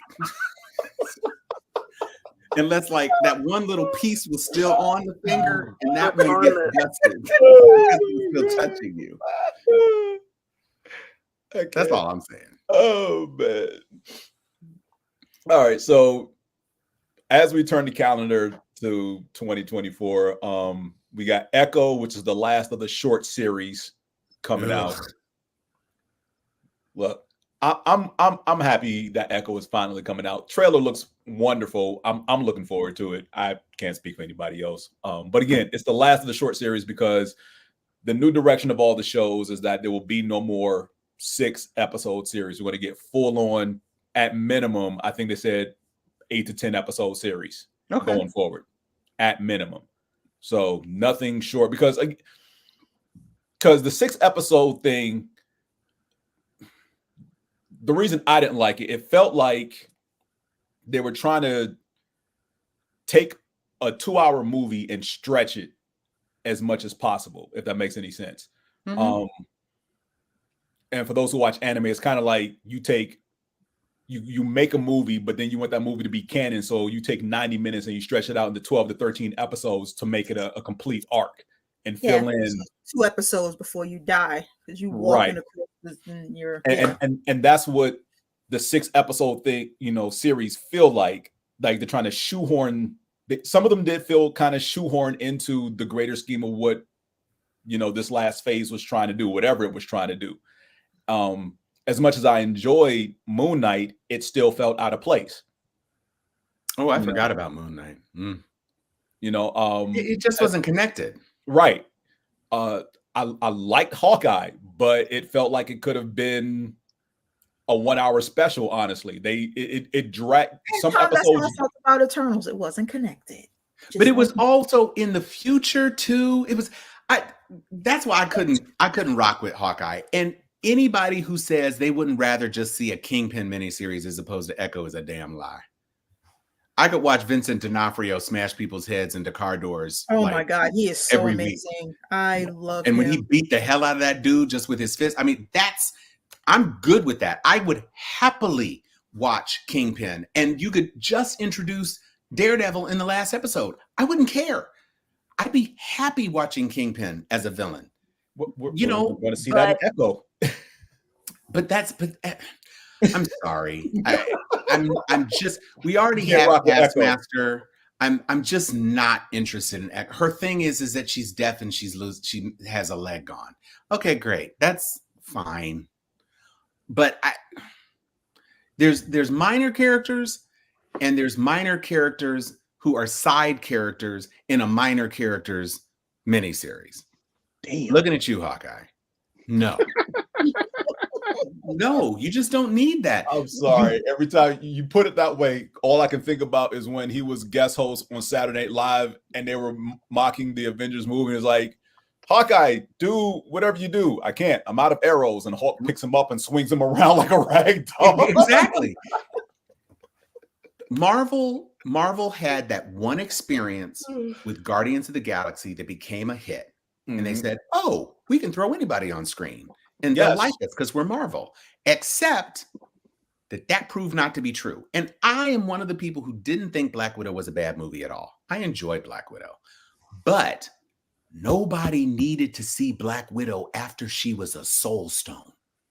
Not the Soul Stone. After she gave herself up to become the Soul Stone. True. We didn't need to see her. We didn't need to see her anymore. And it's the same thing with Echo. Echo was fine as a foil for Hawkeye because Hawkeye killed her daddy or whatever. Sure. Okay. I don't need to see that. I would have rather seen Warpath.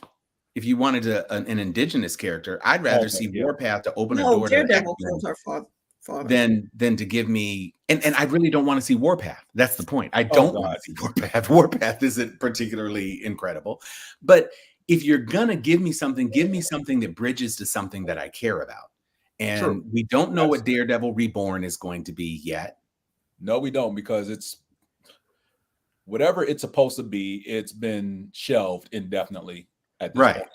Because it was supposed to initially be 2-part 18 to 20 episode series, and now they don't even know if it's going to go that long. And again, I'm not a fan of Daniel Cox. Is that his name? Yeah. Charlie Cox. Yeah. Whatever his name is. I'm not a fan of his portrayal of Daredevil. Anything's better than Ben Affleck. I mean, okay. I'll go a step even further. Do we need Daredevil? I don't think so. Because you have Spider-Man. if you want to establish street level heroes, because now Marvel really care. Feige says that they're going to bring in everybody they pretty much absorbed from Netflix and eventually put them back on screen again in some way, shape, or form. You need Daredevil.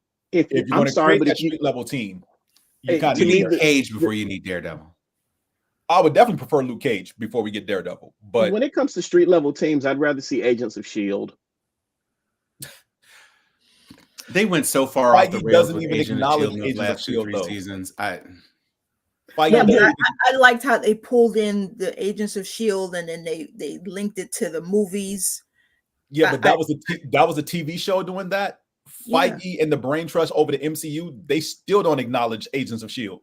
They don't.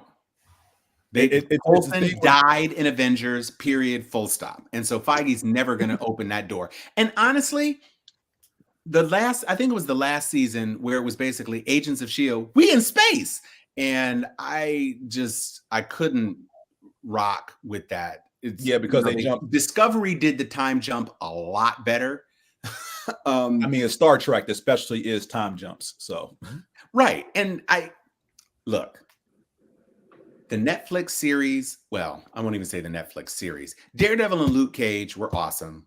I liked the first season of Jessica just because. Yeah, I like Jessica Jones. The second season of Jessica Jones was ass. And I never liked Aluminum Wrist, which is what I call Iron Fist. Me too. You can just eliminate Iron Fist altogether. Listen. You can eliminate Shang-Chi, either give Shang-Chi the Iron Fist to give him actual powers, but he also has the 10 rings, or just give me an Asian Iron Fist. It made no sense except for white supremacy that a blonde dude becomes the ultimate karate master of the MCU. It never made sense in the comics either. No, that's what I'm saying. But again, remember that character was created at a time to where abandoned somehow white person falls into indigenous people and masters their art. Like it's Tarzan. I refuse to accept that would happen. It's Tarzan in golden slippers and green tights. Yeah, I would never say that would happen, but that's from the character was created in an era where you had lots of characters of that nature, like so the White Shadow, if you will. And I don't think you need Shang-Chi and Iron Fist. So you can bridge it by just giving Shang-Chi the Iron Fist, or you can just let Iron Fist die, which I'm perfectly happy with because you sucked as Renly Baratheon and everything else. So just because, he was Renly, right? Unless you're going to do heroes, whichever one died first. Oh, so No, he wasn't. Yeah, Renly died first. Then Robert. No, Robert, I guess, died first. And then Renly and Stannis were trying. Stannis was last, and then Renly got killed, and then Stannis killed his baby and still got killed. Yeah, because Stannis is the one that killed his daughter. Yes. Yeah. Okay. So Renly died. Yeah. And she had cancer. You're a dick, Stannis. That baby had cancer, and you killed her, and you still died because the Red Woman told him to. Listen, Melisandre, worst stepmother ever.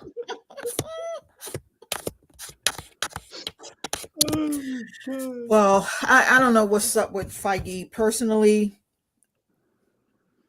But look, there's only 3 things. All my friends, you can, when you watch the shows, you don't need to watch Iron Fist. You can eliminate him and go watch Jessica, Cage, Daredevil, and then go straight to Defenders. You don't even need to watch Iron Fist. I don't even think you need to watch Defenders, honestly.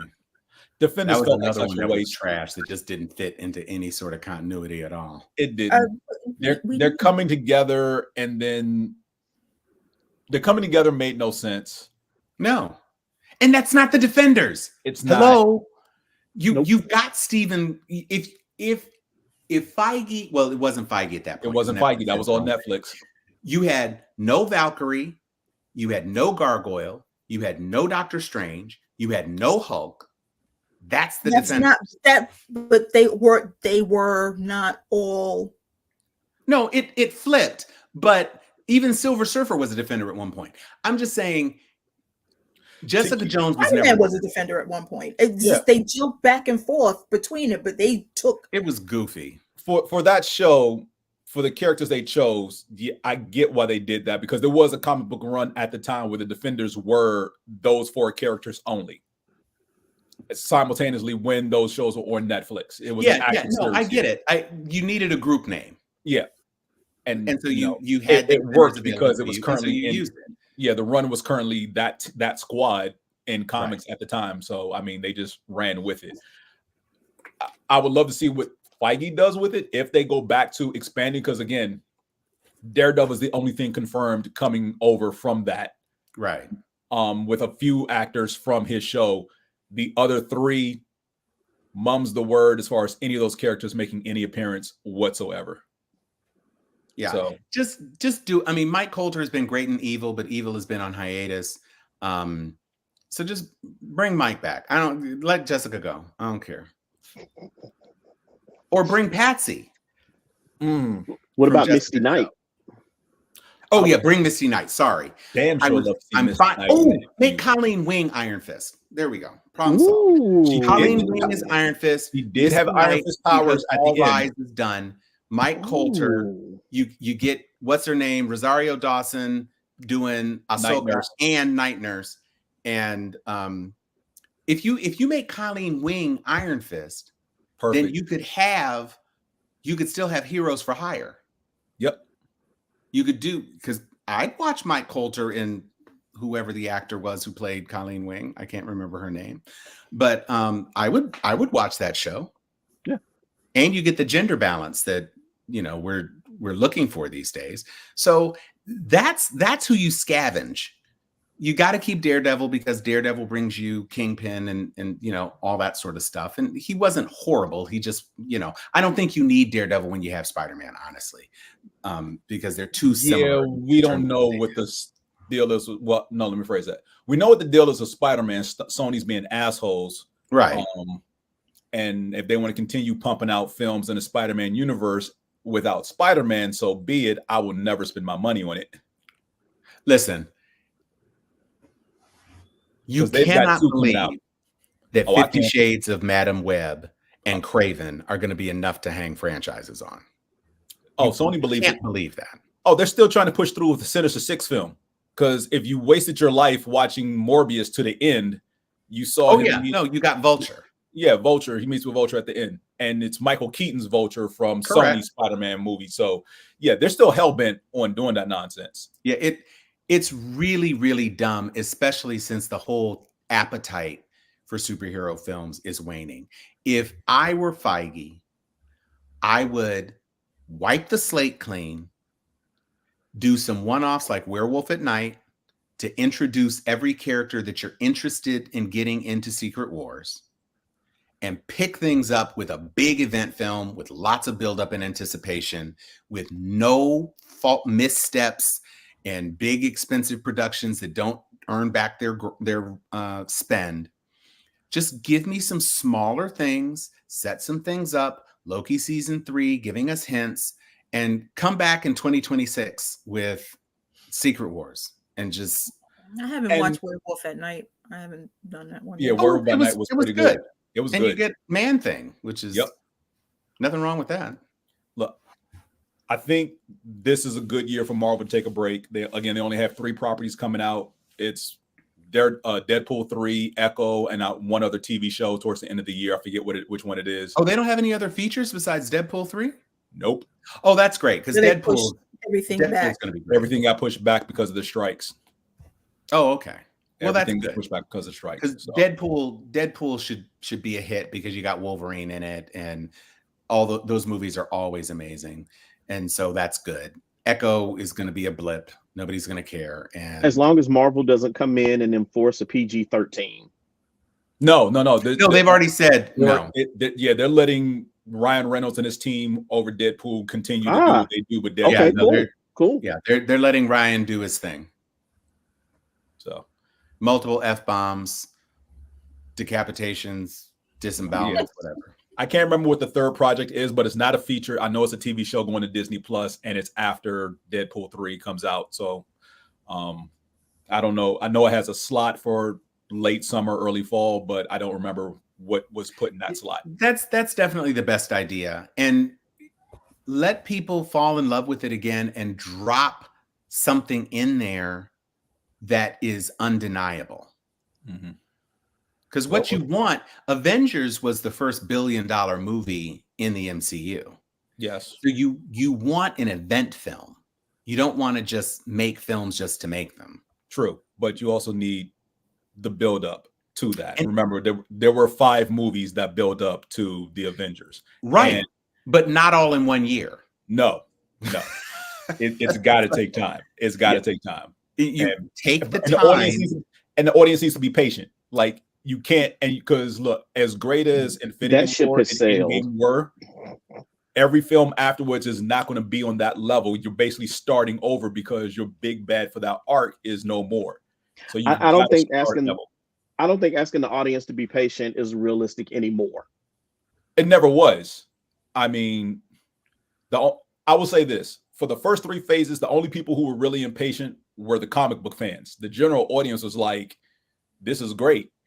It was us nerds who were pretty much geeking out, like, I can't wait for the next thing to come out because we kind of know what's going to happen.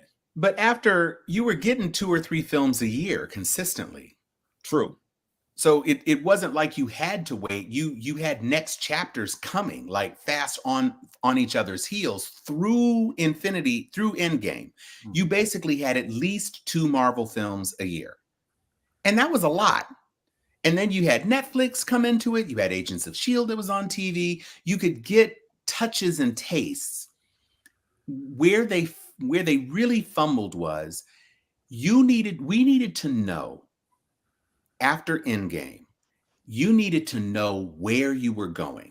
And the quantum verse was just not enough. Nobody really knew what that was. And the Ant-Man films had always been the least substantial of the mainstream MCU films. I mean, Guardians of the Galaxy was kind of off planet and goofy and all that, but at least it had that going for it. The first Ant-Man film was a heist film, and the second Ant-Man film was a bit of a tangled mess. But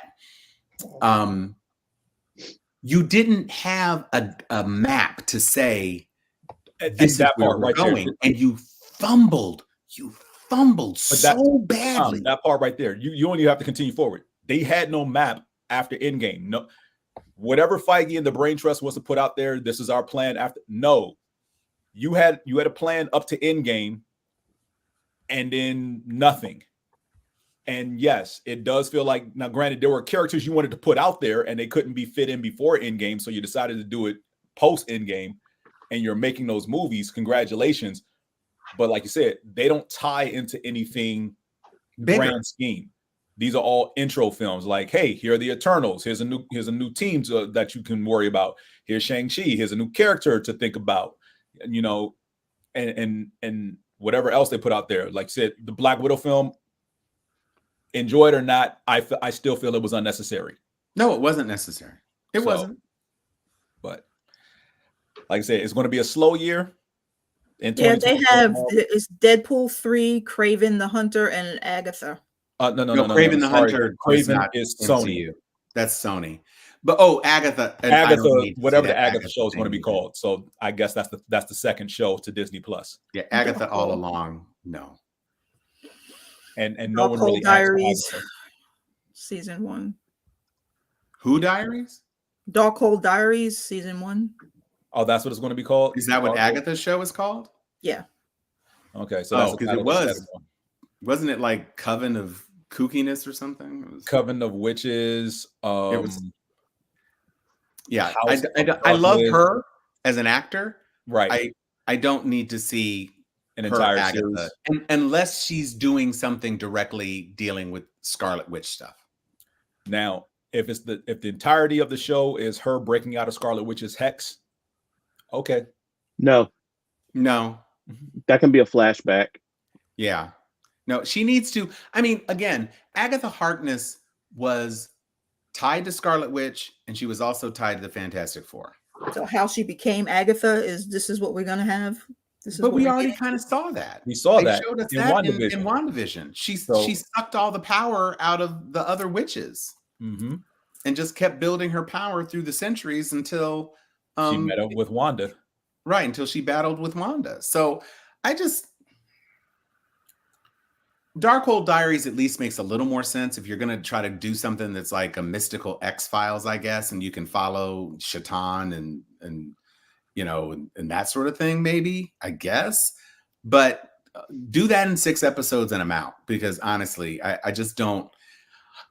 All I want is to. Secret Wars is a great buildup, but the thing about Secret Wars is that Secret Wars was a 12-issue miniseries that started with the Beyonder just taking everybody, and you don't have everybody in your universe yet. Right. So you have to bring in everybody into the You have universe. to bring in everybody. Well, we didn't have everybody for Infinity War and Endgame, so and they still pulled that off. Yeah. But the difference is that the audience, you had almost everybody. By the time we got to Infinity War, did they introduce any new characters other than the Black Order? I don't think they introduced any new heroes.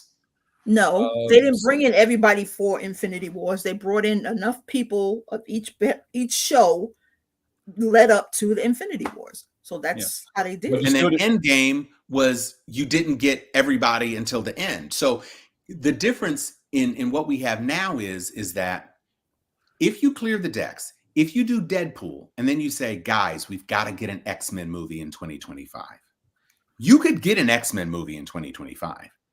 And X-Men would be enough to reinvigorate fan interest in the MCU. Here's my caution with X-Men, though. I don't care about. I don't need a big roster. I don't need a big roster of X-Men, and that's always been the problem with X-Men films. The roster has been way too big. I mean, you need Storm. You need Cyclops. You need Storm. You need Cyclops. You need. I mean, you need a Wolverine. You don't need Wolverine. Wolverine was just thrust to the forefront. But we don't. Well, what I'm saying, as much as I love Storm, and I'm going to catch hell for this, you don't need him. Yes, you do. Yes, you do. You a damn lie. That is Halle Berry and that other little light-skinned girl's problem. That is not a Storm problem. Storm is Alexandra Shipp. Yes, Alexandra Shipp. Yeah. Again, one of the reasons I say that is look at how long we had the X-Men. And don't get me wrong. I'm not saying we don't want Storm, but the introduction of the X-Men, I honestly don't know that we need her. First of all, you're not getting rid of a Black woman second in command. You're not doing that. So Storm is needed. If they don't have Storm, there's going to be a riot. But see, the problem is team of X-Men only had one woman. Yep. Yeah. And they were all and white. she could barely lift a hairpin without fainting. But see, what scares me about the X-Men and Storm is they keep getting it wrong. Well, but that's because Fox was doing it. Right. Absolutely. No, I'm with you. It is a Fox problem, but there have been a few casting decisions in Marvel proper that I've been kind of, I don't know about that one. And who's your biggest problem with Marvel casting? I'm about to say Marvel's casting has been pretty spot on. There's very few in the MCU. Let's not deal with TV shows. Who is your problem with MCU casting? One of the biggest ones for me is the Ancient One. That was a political thing. That's not a real character. That was a political thing. That was a political thing. They couldn't make them. They couldn't make them Tibetan because of China. Right.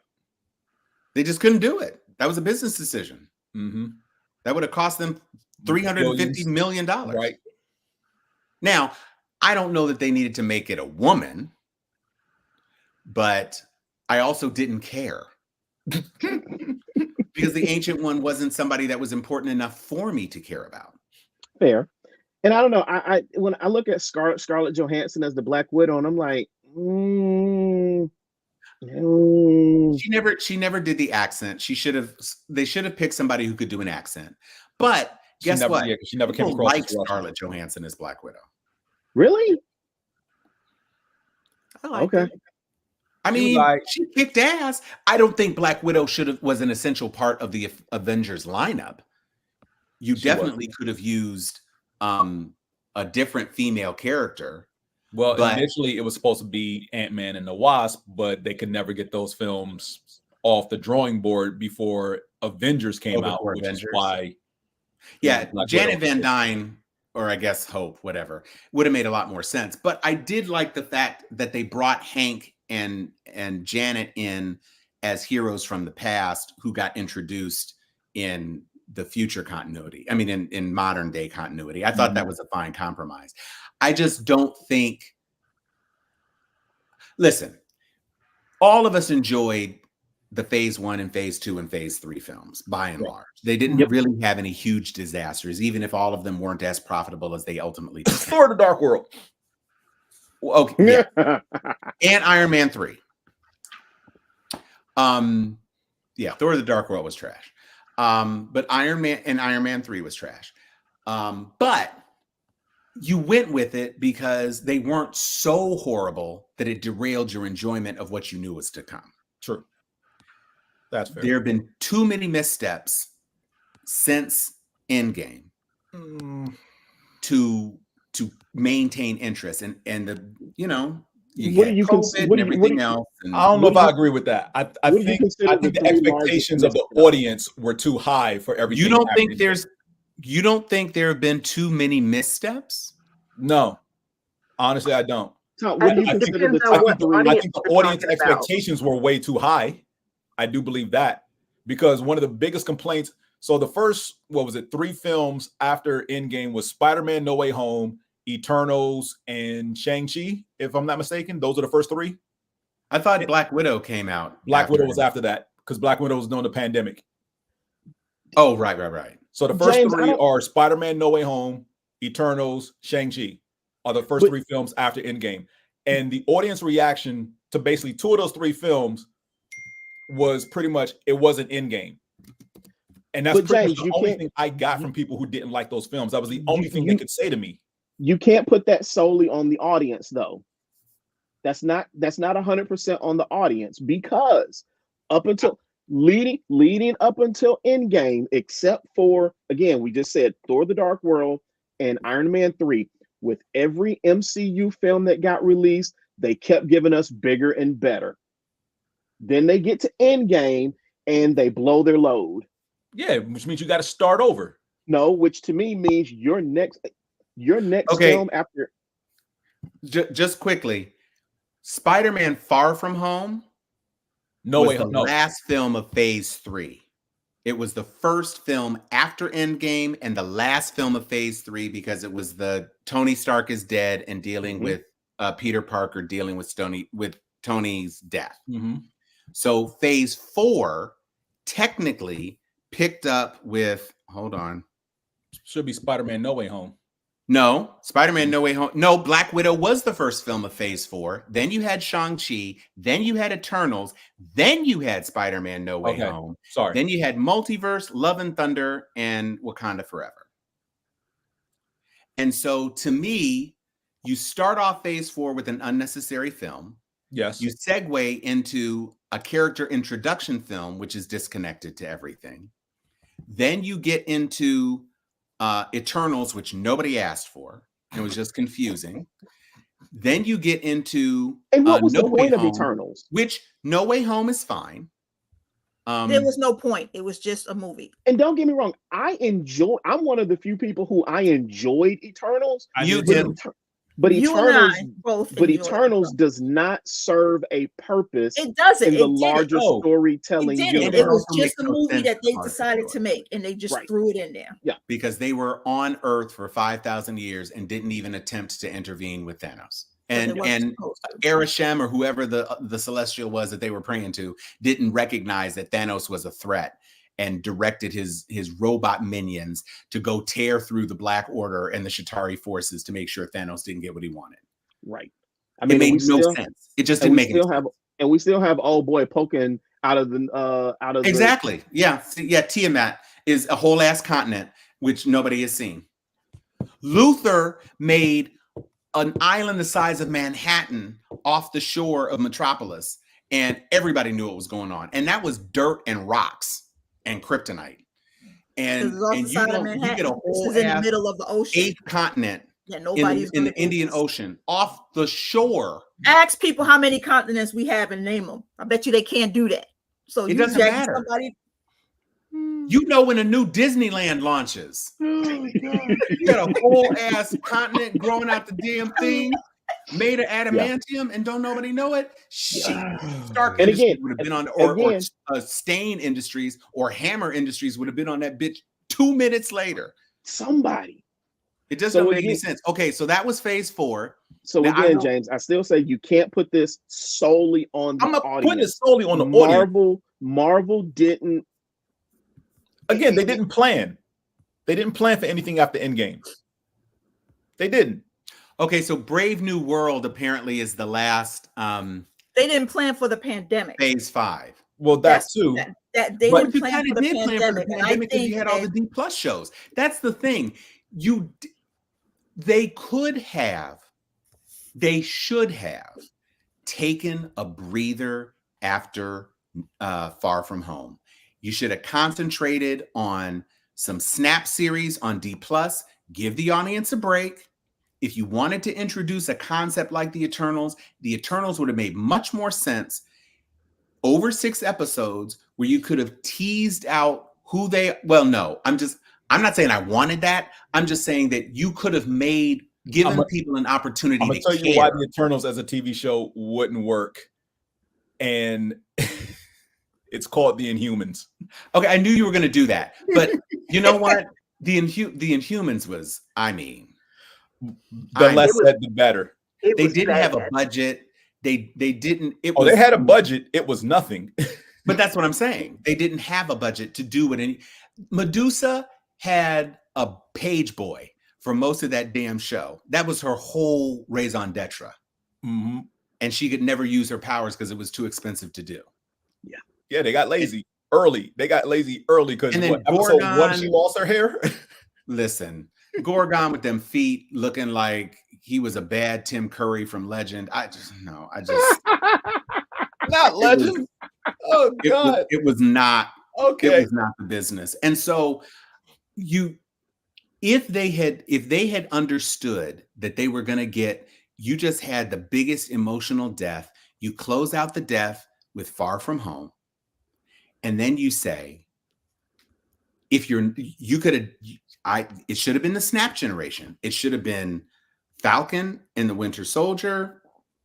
It should have been all stuff dealing with Snap and consequences and real world, and just keep it down to earth. And then you can roll into something instead of Shang-Chi just kind of emerging out of nothing. Have Shang-Chi be a part of maybe tied to Madripoor. I don't know. Do something so that there's some connective tissue with stuff that has existed. So again, the part where I said that they had no plan after Endgame. That's it. If you look at how some of the movies and the TV shows were supposed to tie in when the TV shows are first launching. Right. If you watch the interviews of the writers and directors of the TV shows when they sit down with different podcasters or whatever, the one thing they always say is, we weren't allowed to watch blank. Whatever show you think that, whatever movie or previous show you think that the show you're watching is supposed to connect to, like WandaVision. They weren't allowed to watch or get any type of insight into what was going on in Multiverse of Madness, even though those two were directly connected. So when you watch Multiverse of Madness and you're thinking, well, should I watch WandaVision because she appears in this movie, and you see where she's left off there and what they do to Wanda in Multiverse of Madness, which is basically a total 180 from where she was at the end of her own show, it's like, this kind of doesn't make sense. Well, if the showrunners were actually allowed to know what she was going to, how she was going to be used in Multiverse of Madness, they could have written her better as far as the ending of WandaVision. They were never allowed that. Well, but in the end of WandaVision, she was at Wundagore Mountain trying to find her kids. That was the setup. No, she was looking through the book and happened to hear her children. Hear her kids. But she wasn't looking for them, but she was basically trying to. She was trying to understand. You can say that she wasn't looking for them, but she was flipping through the devil book, and she heard her kids, and that's what set up the events of Multiverse of Madness. Yeah, so you can say all you want. She wasn't looking for them kids. She had the devil rays coming out her eyes, and she was floating above her kitchen table, flipping through the devil book, and said, "Mommy," and all of a sudden she said, Nah, bruh. It's things like that again, where it was clear the that show. She was a bad person. But what I'm getting at is the show for Feige to be creating this interconnected universe where now the shows are supposed to play a part into the machinations of what happens on the big screen with the movies. It kind of helps if they know what the other is doing, and he's not allowing that. Now, whether that's going to change with this year of basically nothingness we're getting, because again, only 3 things are coming out in 24. Hopefully that changes. But up until this point, he hasn't been allowing that. And again, that stems into my belief of them having no plan post Endgame, aside from the handful of films that I think that they was just off of the high of we're going to give everybody their own show, and because there was a lot of people that was asking, and I was one of them, and I sent him a tweet. Shit, why wouldn't I? Of Black Widow needs her own show.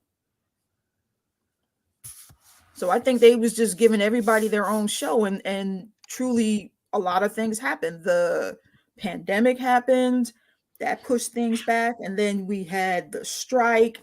It's just a lot of things that happened back to back, but then they ended up doing too much with the shows because it was too many shows and they were rushed. Yes. And whether writing or production kind of and they're not linking them in otherwise good way. Ideas. Yeah.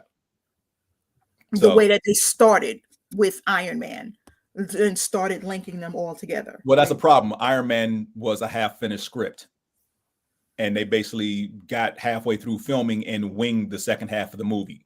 So, and that's a problem. They winged it pretty well once, and they felt like they can do it going forward with every single thing afterwards. Yeah, but unless RDJ is in it, you don't get that perfect casting that can create the alchemy that pulls it together. Thor: Dark World.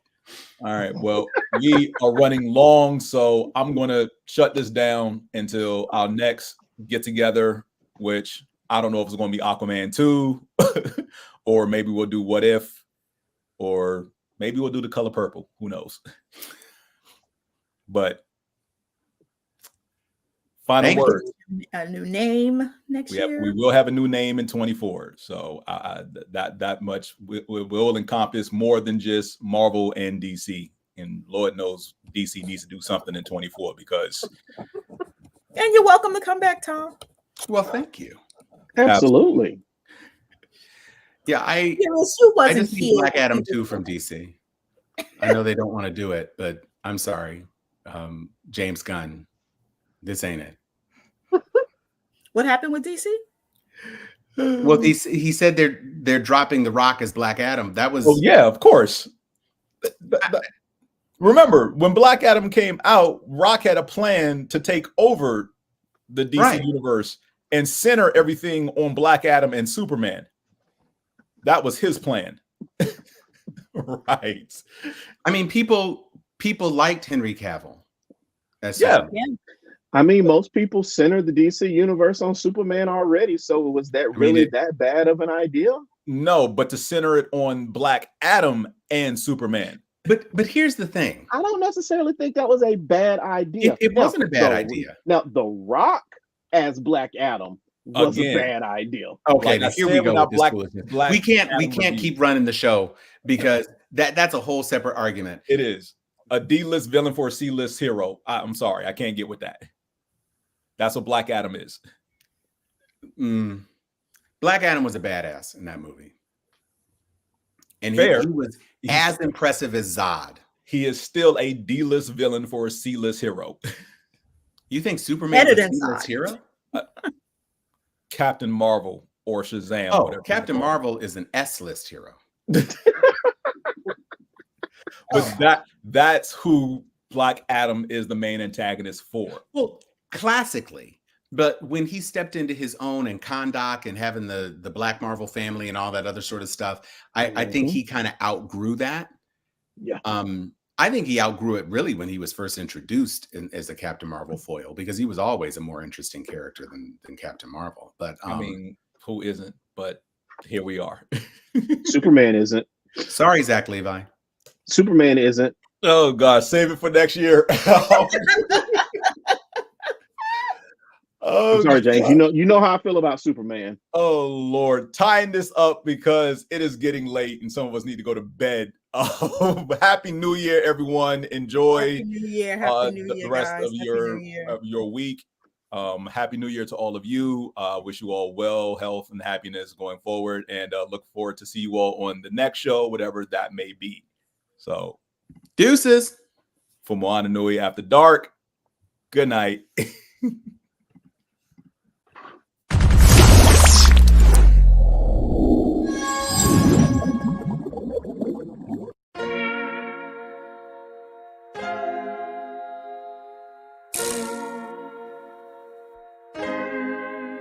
So many stories left to tell, even if we have to ourselves. Can't keep history on the shelf. If we won't tell it, we will. If this the land of the free, it was a freedom then. When they annexed Hawaii and called it Cedar Lands. Without any type of payment and no signing off. Called themselves a republic in 1894. 1.2 million acres overtaken from the native Hawaiians. When they resisted, the West retaliated in violence and erasure. The Hawaiian language is banned as part of colonialism's plan to expand, yeah.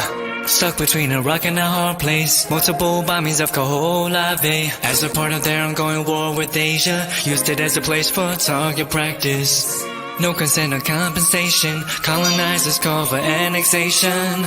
No regard for all the locals. School will never let you know. So many stories left to tell, even if we have to ourselves. Can't keep history on the shelf. If we won't tell it, we will. Too many stories left to tell, even if we have to ourselves. Can't keep history on the shelf. If we won't tell it, we will. We will. So if we put Hawaii into perspective, well, Black and Asian history is interconnected. Considering the fight with the Pacific, then of course versus Asia, they was treated as a middleman for war, but didn't let the Western colorism run its course. Cause dark skin was a sign of dignity to core. The land was taken in the name of capitalism, when prior to it was an actual kingdom. Clap back at the system. Stuck between a rock and a hard place. Multiple bombings of Kaho'olawe. As a part of their ongoing war with Asia. Used it as a place for target practice.